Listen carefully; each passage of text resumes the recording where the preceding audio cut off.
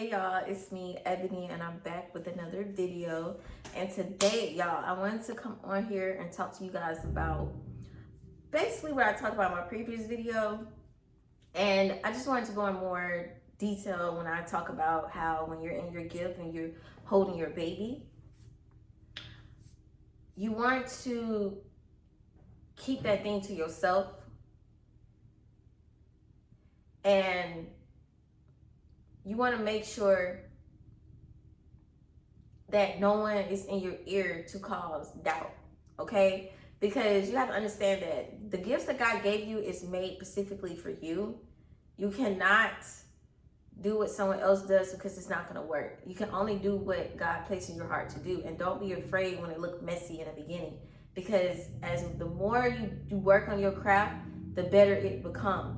Okay, it's not gonna look like what you see other people look like. Yeah, you may look up to some people because it looks good or whatever, but just know your gift is gonna be different. Just know that your crowd is gonna come when the time is right. Your tribe will come when the time is right. Okay, and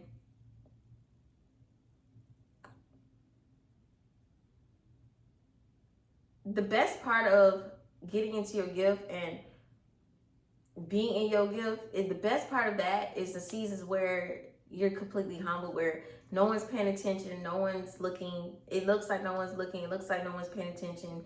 We talk about views and comment and subscribers and likes and stuff, but it looks like completely dead, like not really that much. But with that being said, it's like the more you experience that, the longer it is for you not to get that validation, the more you're strengthened. The more you're strengthened to not care about likes and views. What I'm trying to say is basically, the more you fall in love with your gift, the less you care about validation. Because the less you have validation, the more you work on your craft, the more you grow yourself, and that's when the people start coming in. Okay, that's when the people start coming in. And then when the people start coming in, you won't be swayed to what the people are saying. You'll be strictly on purpose focused. Okay, you'll be strictly purpose focused, because in the beginning you didn't have the views, you didn't have the likes, no one paid attention. It just looked like it was completely dead. It just looked like, what is going on? But you knew in your heart, this John 5, this is hard. Like, how you not like this? How you dislike this?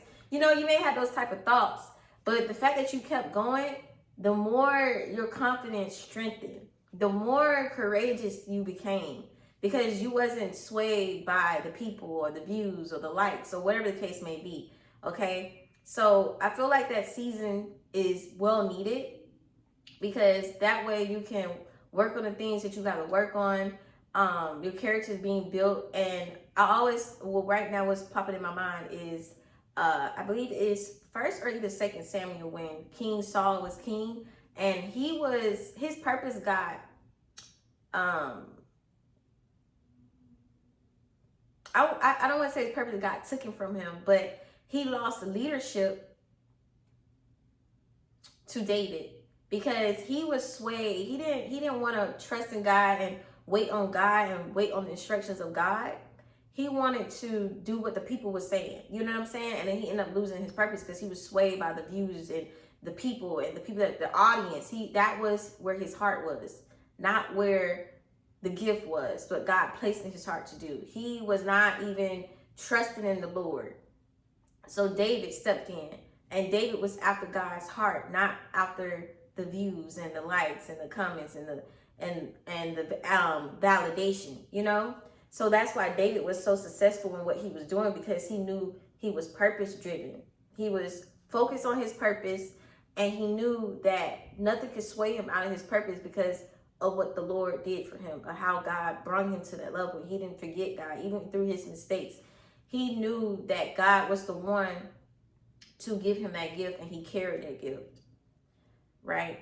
And Saul, I feel like he was mad at David and wanted to kill David because he was jealous, because his gift got taken and it was placed in David's hands.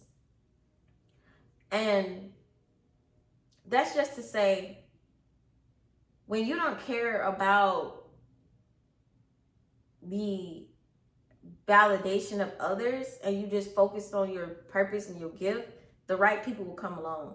And when the right people come along, those people still won't sway you left and right of what you should do, because you already been doing it.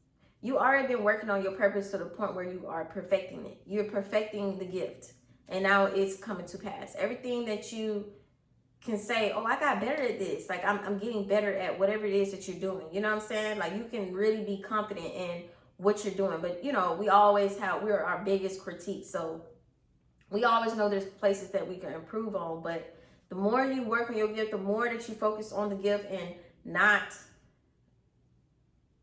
try to seek validation, the more you will focus on the gift. The less validation, the more you focus on the gift and what God told you to do. And when God tells you to do a certain thing, he tells you how to do it, in what way, in what order, so it could be prosperous. Okay, so at the end of the day, you may have a gift, but you got to have God as your foundation to show you the steps to take to prune things out of you, to build your confidence up. You got to have and understand how God wants you to perfect your craft. And like I said, that's through trials and tribulations. That's through mistakes. That's through everything that you have to go through to make sure that your gift is protected and is covered.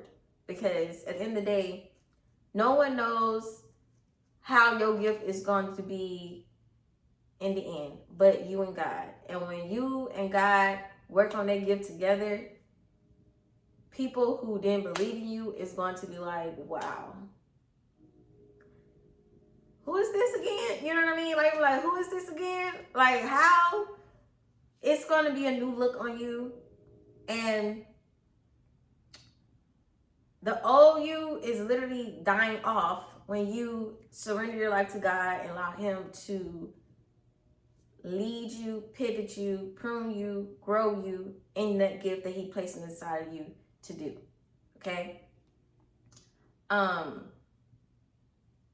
Yeah, and I also want to say, I'm not saying that you can't get advice or whatever the case may be, but you want to be particular in the beginning stages of what you're doing, because if you're already unsure, why would you go to somebody who ain't done what you done? Or even if they done what you done, the way they look at life is completely different from you, you know? And you got to take everyone back to God. You got to talk to God. You got to ask God, okay, this is how I'm supposed to do it. Okay, this, I tried this, but I don't like this, so let me do this. And you just got to put it out there. Don't overthink it. Just do it.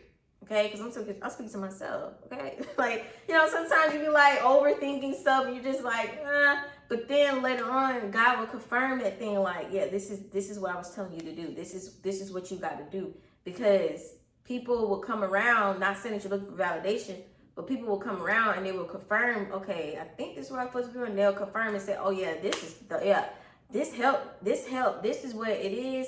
I like what you did with this. That's the confirmation. You know what I'm saying? That's your tribe that will come around. And there will be people who will come around that will edify your spirit, that will build you up, that will tell you you're going to do this, you're going to do that. They will speak life in you. That's God's confirmation. Okay? There's something you was thinking, but you wasn't sure. But then God sent a vessel to you to speak to you about that. And then you're like, okay. But yeah. I don't want to make this video too long. I just want to come on here and talk to you guys about it and go into more detail about your gifts and to cover it like a baby and to not speak about it so much to people, because everybody's not going to know your gift.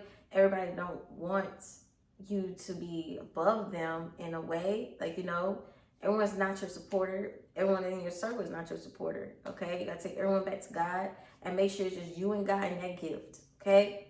So, with all that being said, I will see you guys next time.